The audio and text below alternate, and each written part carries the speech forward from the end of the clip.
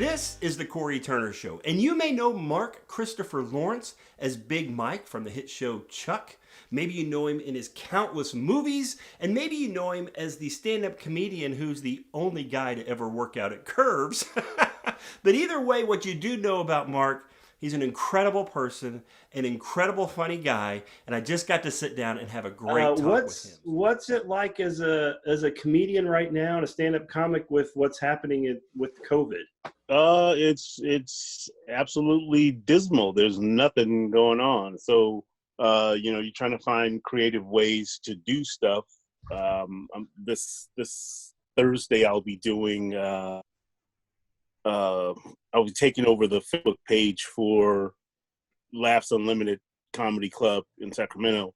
Excellent. So they've been putting a different comic on every day. So I'll be on them and post some stuff and, maybe do some stuff around the house or whatever. I haven't figured out what I'm going to do yet, but I figure, hopefully I'll find something funny to do. Oh, that's well, I'm sure you will. That's yet to year out. So that's awesome. And then did I see that there's going to be a table read of Chuck? Yeah, that's going to happen. We're going to tape it on Wednesday, and then it'll post on Friday. That's awesome. And is it going to be like Zoom, kind of like this, or something remotely? Yeah. Oh, that's cool. Yeah, definitely remotely. When I sit down with people, I love to be in person, and all this stopped, and I was like, I don't know what I'm going to do, but it's coming nice with Zoom. It's been nice to be able to reach out to people it would have taken forever to schedule to sit down with. So it's a good forum so far.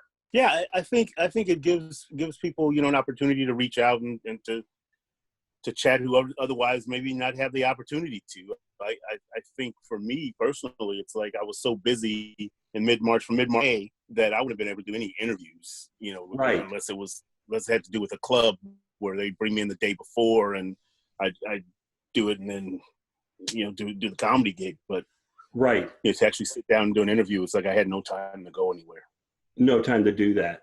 So I've been looking forward to this because now I know I know that acting, of course, starting in acting and all that, but the stand-up comedy just intrigues me so much because, when you make movies, people are like, oh, I got an idea for a movie. Or if you write books, like, I got an idea for a book.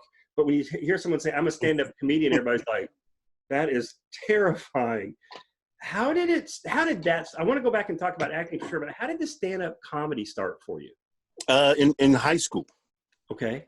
I had an English teacher that got me involved in speech and debate, and she connected me with a guy who was a mentor to help me with this one speech that I was doing, and that I ended up going to the state and national finals tournaments in. And he was a quasi-comic, and he produced these shows at the University of Southern California called An Evening of Soul. So he wanted me to do some comedy on there, and I had never done comedy. I was in 11th grade at the time. So my best friend and I went to the Comedy Store and got on stage and did 3 minutes, without writing an act, and was funny.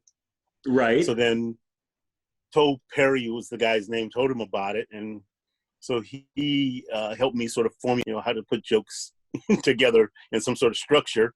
Right. And then he put me on one of his shows at USC. And that was the beginning of it. Okay, so you were in 11th grade and you just went to the comedy club, got on stage and did a 3-minute set. Were you terrified, or were you too young to even really think about it, just excited?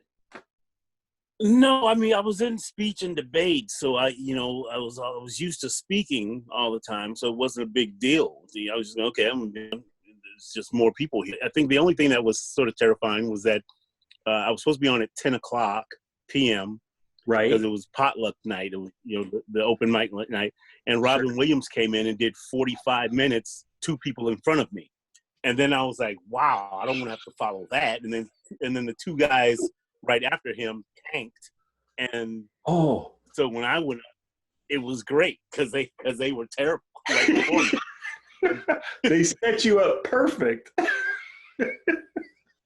I couldn't imagine. I didn't get on until almost midnight, and I still had to go to school the next morning.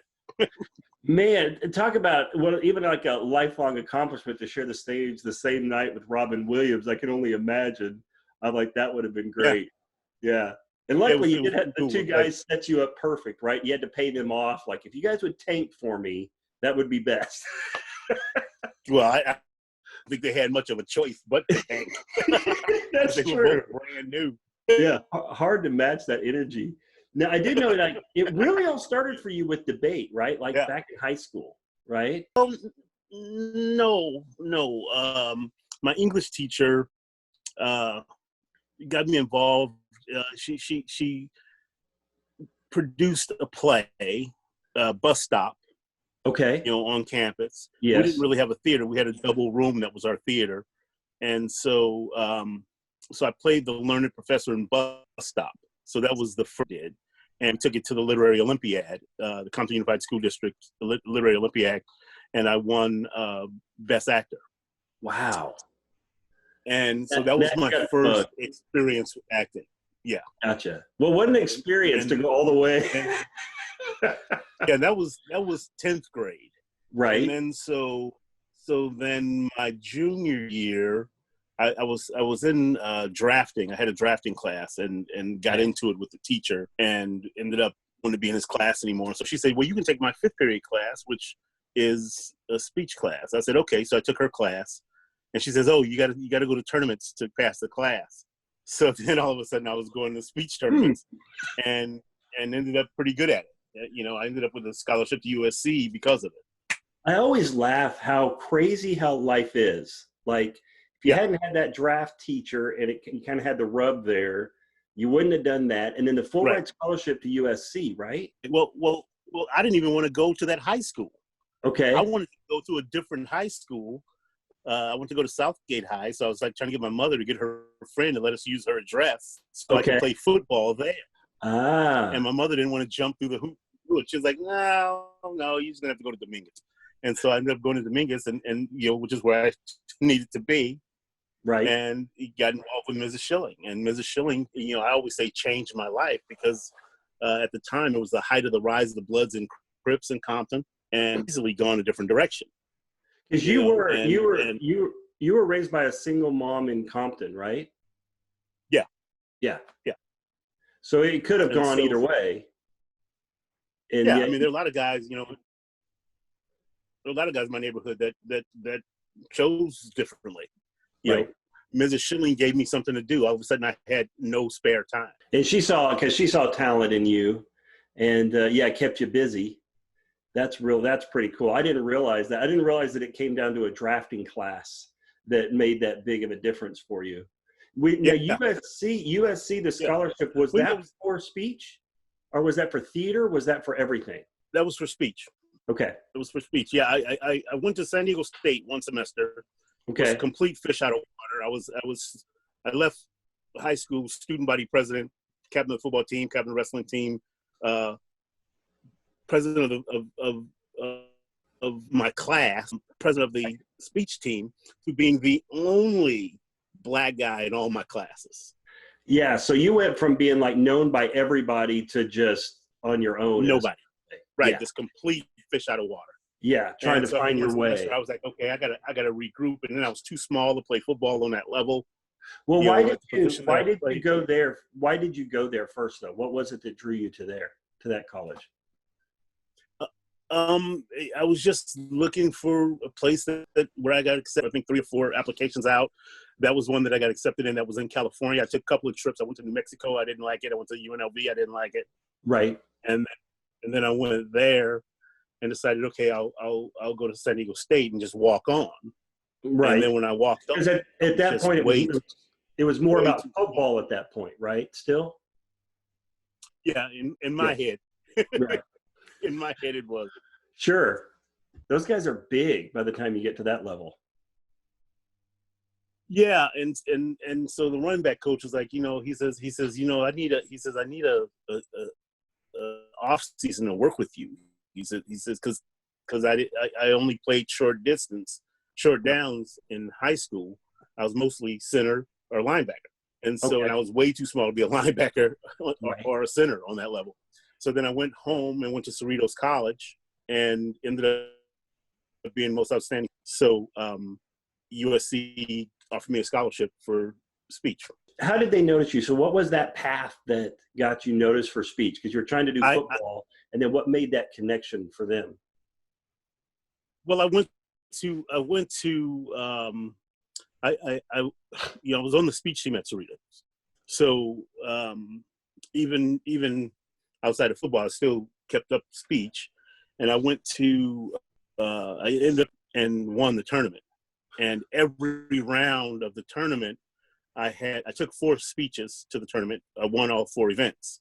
Every round of every speech, I had at least one judge from USC. And so my final event was speech to entertain, which is basically comedy with a message.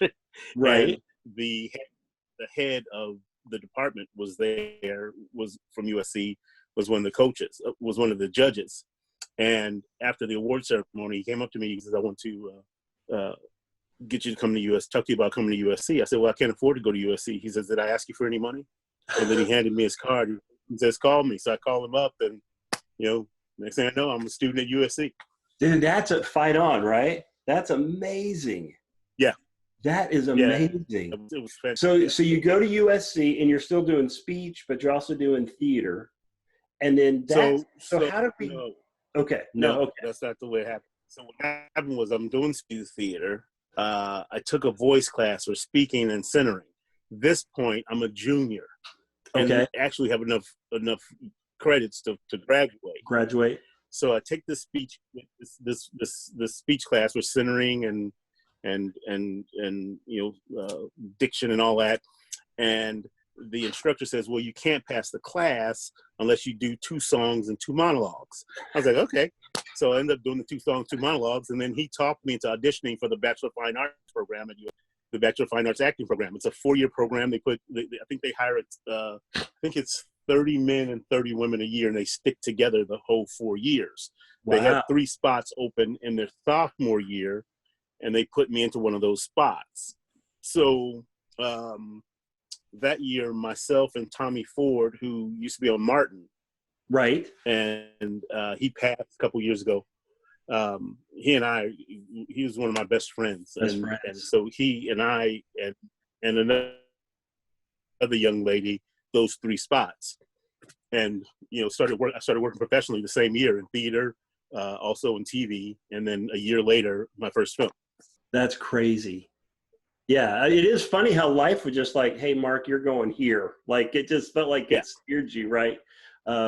So then, well, it's like I was making choices, and then it's like God was going, "No, you gotta go there." Yeah. And it seems like every time I've tried to do that, that happens. Right. You're like, this door is shut, but I want this one open, right? And that one's wide open, and you're like, okay, I guess I got to go the direction that you want me to go. Yeah. But has it worked out? So through that and getting into that program, that helped you prepare for? Did you meet somebody that helped you start getting into TV, in movies? How did those connections work? Or were you hitting that like audition circuit? My very first audition was for Hill Street Blues. Okay. So I don't know if you remember. Yeah, I sure do. Absolutely. For that show, I got home. One of my debate coaches had a friend who was an agent, so he brought her to see me in a play at USC, and she gives me her card and says, "Come and see me." A couple days later, I go see her. We talk. She gets me photos because I didn't have any photos and no money, and so she gets my first set of photos done for me. And first audition out of the box, I book a job. How it started. And that same year, I was doing an underground play called Tracers at USC. It's like every night we put it in a different building because we didn't have any money to produce the play on campus, so we just put it up and do it. And we pass out flyers during the day so people would know where to come. And it became such a big thing because we were giving the money for admission to the food bank for Vietnam vets. And excellent. So William DeFusco, he and Merlin Marston came to see the play. And Merlin said to me, he says, "Hey, do you do Shakespeare?" And I said, "Yeah." So he writes an address down. He says, "Hey, go down here tomorrow at 2:00. Bring contrasting monologues, Shakespearean monologues." I said, "Okay." So I go down there and I book a job. It was Antony and Cleopatra. Oh, that's crazy. You know, so I ended up working with John Goodman and CCH Pounder and Cal Yeah. Secor, Mitchell Ryan, Rosalind Cash was fantastic. Yeah, and my acting just took a leap from there. So Right. you know, Did you, that's just the way it happened. You know. you know, age gives us the opportunity to look back and be like, hey, that actually was a really special time I was living in. When you were in that part and you were doing that, did you kind of grasp how big it was and how really I guess special it was to be able to do that and work with those people? Or are you just enjoying it and like, yeah, this is just how it goes? When I did it, it didn't hit me until the next semester when I had acting class.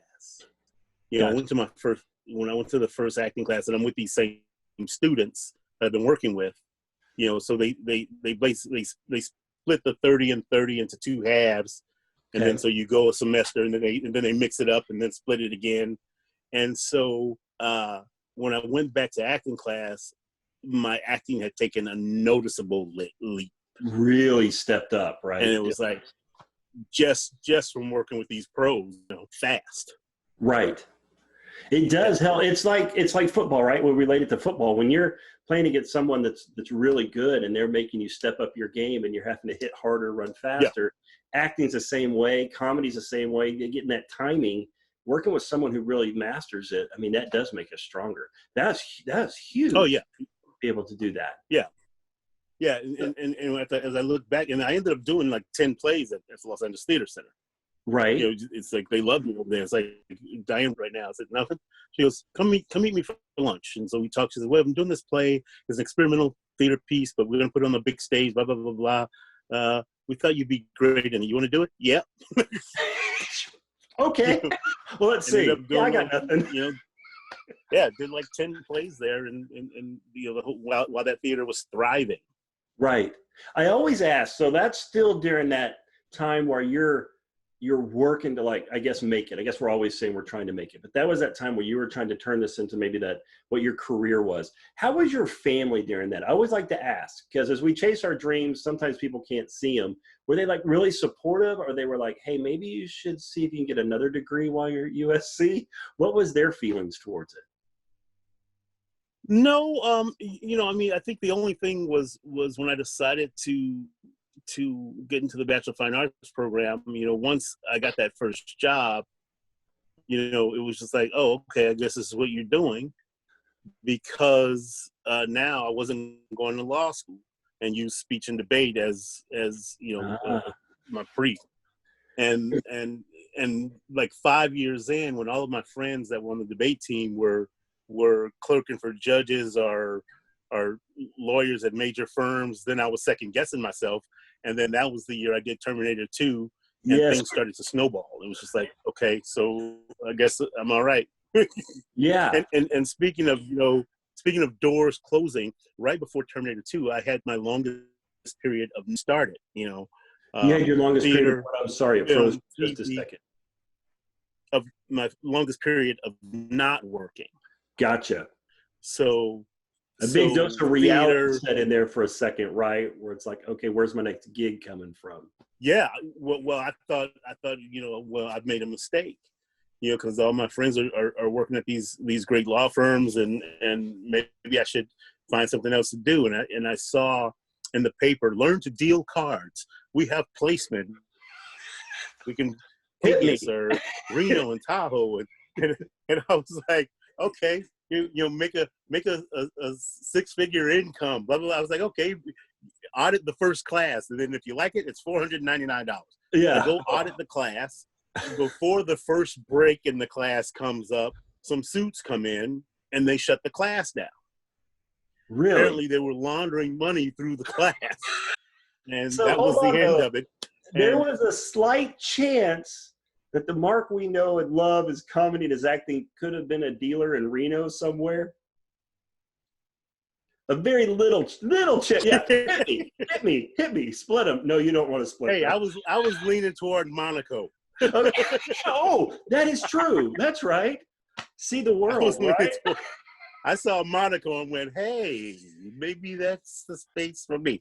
That was probably the first But one on the then, list, right? That's funny. But Yeah, that's a at great that point, I was story, just, though. And then, I mean, that's a great story. Then they got shut down for money laundering. That's awesome. well, at that $499 because that was probably all I had, you know. Yeah. And so, Scraped it up. yeah. So then what happened was about a week and a half or 2 weeks later, I get a call from a wardrobe designer saying, "Hey, I need your sizes." And I was like, "For what?" And she goes, "Oh, Terminator 2. Nobody called you?" And so I hadn't been hired yet. So wardrobe called me before production called my agent. They didn't even know. So when I got off the phone with wardrobe, I called my agent and said, "Hey, so Terminator 2, they I guess I'm working. They just called to get my sizes." She says, "Yeah, I'm on the phone with them now." Your agent's like, "I'll let you know when they get back to me." You're like, "Well, I think they got back to me." Yeah, well, I literally I had read like over 2 months prior. Because they read it months in advance. Right. They weren't letting the script out. So it's like if you wanted to read the script, you had to go to the script and then come back for the audition. They wouldn't even send you the material that you were going to read. So I went there the day before, read the script, read the material, and they made me sign an NDA to take the material home. And I was like, okay, so I do that, and I go home and I work on my audition. I audition, and then didn't hear anything for 2 months, 2.5 months. Wow. Yeah, Yes, you're thinking that's gone. That's gone. Yeah. I figured after a couple of weeks it was dead. But apparently, But hey, no, that it worked out. not. So, now I was talking to my son this week, and during all this, we're trying to find shows to watch, and I was like, we need to watch Chuck. And then I was like, wait, I'm getting ready to visit with Mark. I'm like, this is absolutely perfect. So how did you get the Chuck role? How did that come about in Chuck? It was pilot season, and I read for 5 or 6 pilots that year, and I was at work on 4 of them. And Chuck, I go in and I read. It's just a guest star at the time. Okay. And it was for the role of Harry Tank. It wasn't even Big Mike wasn't even the character. So Big Mike wasn't even a part of the show. It was the role of no. So I go in, I read for Harry Tang. I didn't get it. I didn't get any of the other 4 pilots. So I had and I get a call, said, "Hey, that job you auditioned for on the show Chuck, they liked you. Josh Schwartz liked you for a different role that's in there. It's the manager of the Buy More, and he may only work once or twice in the first season, probably just high and by kind of thing." And so I was like, okay, so when does it shoot? Right. It's like, okay, well, I got to get out of there at a decent time so I can get home and go to Maui the next morning. Yeah. And so we do the pilot, and then the pilot gets picked up, and I'm definitely recurring. Yep. And I'm in every episode the first season. Yeah. That's a writer's dream, though, when you bring somebody in and you expect them just to do 1 or 2 roles, but then there's so much you can do with them. So you start writing more and more. I'm like, that's from the writer's side. That's amazing. And I'm sure from the actor's side, you were expecting just a couple of gigs, right? To be in there a couple episodes, and then you were in. Look how you did. I'm sure that was amazing. Because the writer that liked me was Josh Schwartz. Okay. And so because Josh was one of the creators, that he made sure I was in every episode. Right. But then when it came time to make the deals and budget it, because they were cutting the deal for the back 9, which we ended up not shooting the back 9 anyway. Right. Going straight to season 2. So, so it all worked out the way it worked out. But it was great that Josh liked me because he had a very good ear for my cadence. So it was easy for me to do the part because it was close to my rhythms anyway.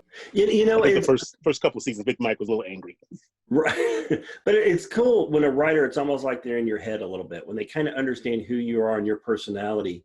And I think a lot of writers miss that sometimes, is they don't really take the gifts that that actor has and then just, you know, let them kind of run with it. They try to steer it some way. So he was talented. I think that he kind of was able to let you be you. Like you say, a little angry maybe in season 1. I don't think they softened him up until he went to the El Segundo School of Management.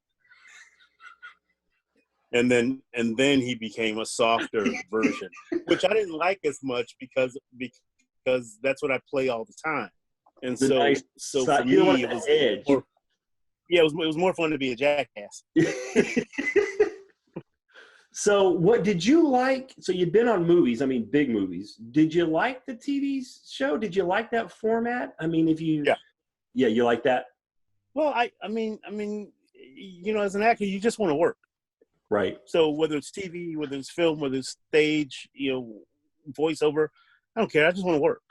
So for me, no matter what it is, I'm going to come and do my best and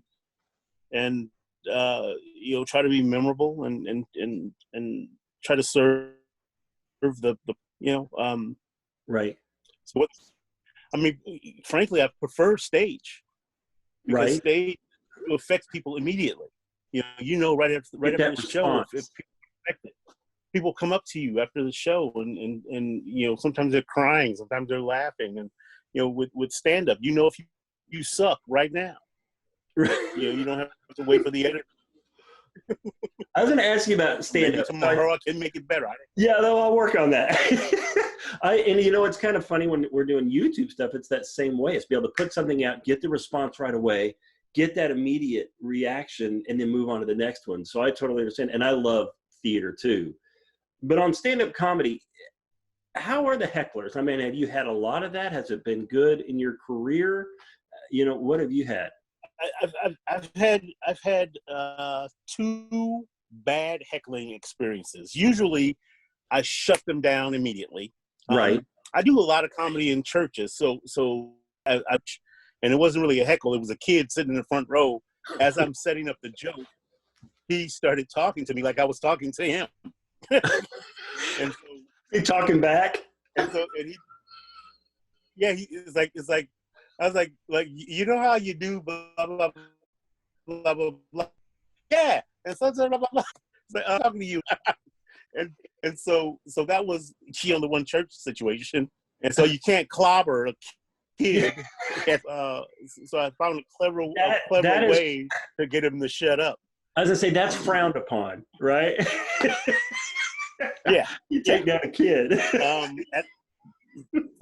So at the club, it's like I just hammer you and hope you stop, and then if you don't stop, then I take 5 minutes because you want to be a part of the act. Now you are.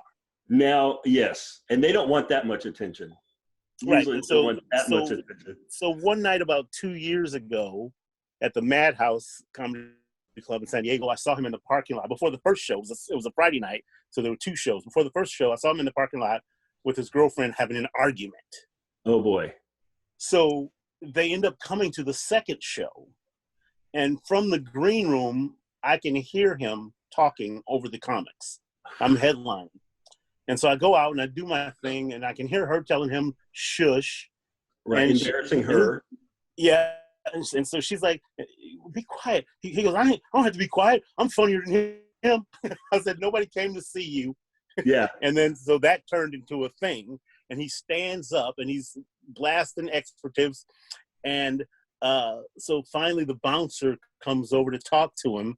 And then another guy comes over, another bouncer, and they're going to walk him. But he's getting belligerent. He's angry. I get the crowd singing "Kumbaya," you know. And then there's a guy down front who is so mad. He stands up and he says, "Hey, wouldn't?" He says, "Won't you come and make me shut up?" So the guy starts going toward him, and he's huge. He's like a stick of dynamite. Just he's short, but he's just powerful. And turns out he was a contemporary of Gracie. So this guy was about to get beat down in the club. Luckily, the owner of the club is coming out of the office as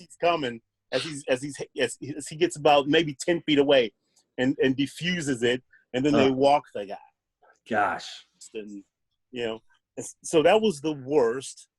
Right up until last year, I'm I'm in Sacramento. What club was I at? No, I'm in Portland. Okay. And I'm doing my show. I'm in the green room, and I can hear the comics talking to some guy on the front row who's apparently loaded. Okay. And he's talking back, and so I'm clean and I'm working clean, and he's talking and he keeps saying how messed up he is, and I was like, all right, we get it. You had a little too much to get high, and you can't handle it. Just sit there and shut up. Nobody wants to hear it. And so We didn't pay to hear you talk about being high. That wasn't right. And then we have an exchange, and I get the best of him in the exchange, and the audience is dying, and he throws a drink at me, and I sidestep, this is me water. And I tell you, when you see the water in the glass, it only looked about like that much. Yeah. But I was soaked, completely soaked. And so I grabbed my glass. I was like, I don't want to douse him because I might get other people in the audience. Right. So I just let the bouncers do what they do, which they should have not let me get that far. Right. Yes. Yeah. Wow. So that's the worst it's ever been for me. I just have never understood that personality. So drugs and alcohol. Dude, that's true. Yeah. What are you gonna do, right? When you're preparing like for your stand-up comedy, how does it come to you? Like when I'm writing a movie or a script, it's like watching TV, and I just have to catch it as fast as I can. And then there's some that have to do bullet points and break it out and all that. And that's great too. But how does it come for you? Do you have to really plan it? Is it just kind of your natural flow? Where's it come from? No, I write close to myself. I have a friend who teaches poetry, and he gave me a technique, and I've been using that technique to remember stories in my life, because my act is like story. I'm a storyteller. I'm like, life's all about stories. Like bad things and good things happen, but it's about the stories we're able to tell. And what I like about you is I remember you once said, I tell stories about my life, and most of the time they're true. I might embellish them a little bit, but they actually come from like a real place. Yeah. I thought that was a really cool. There's something true in every story that I tell in my act. There's something that actually happened. And so, I just let the audience try to figure out what it is. I don't tell them what the real part is. That's part of the fun. Yeah. But John gave me this technique where you write the date you were born in the left-hand margin, you draw a line across to the right-hand margin, and write the presence of everything you can remember that affected you positively above the line. You write them down in chronological order. If you can remember the date, great, because it just helps you remember detail. And things that affected you negatively, put little hash marks below the line, so you have all these positive and negative stories.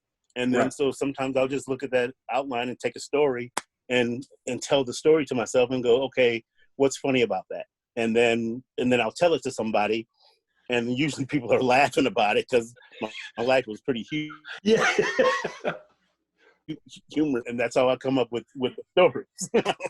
Well, and your life's humorous because you look at it that way, right? We can put our own hurdles in our own way if we look at things wrong. So I'm like, to me, when I listen to your comedy and your stories, you look at life with that angle of humor.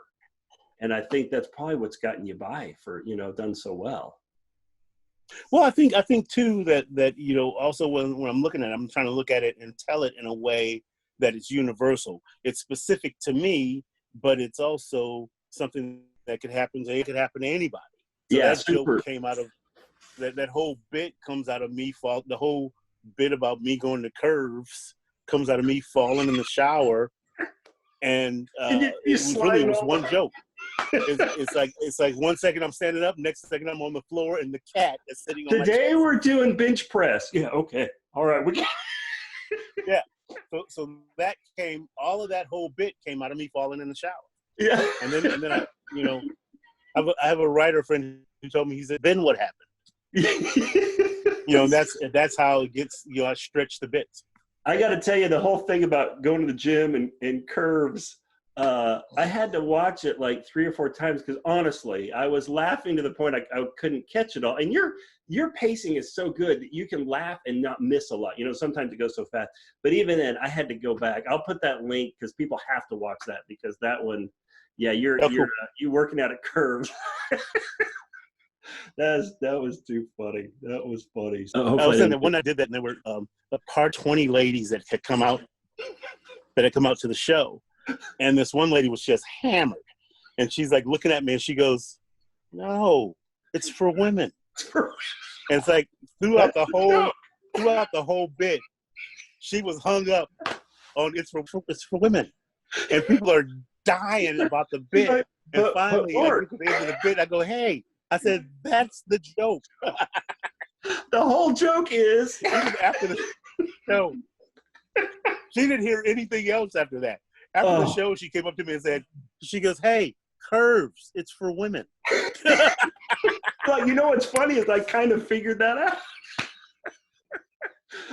That's awesome. I love that. So drugs and alcohol. Man, I'm telling you.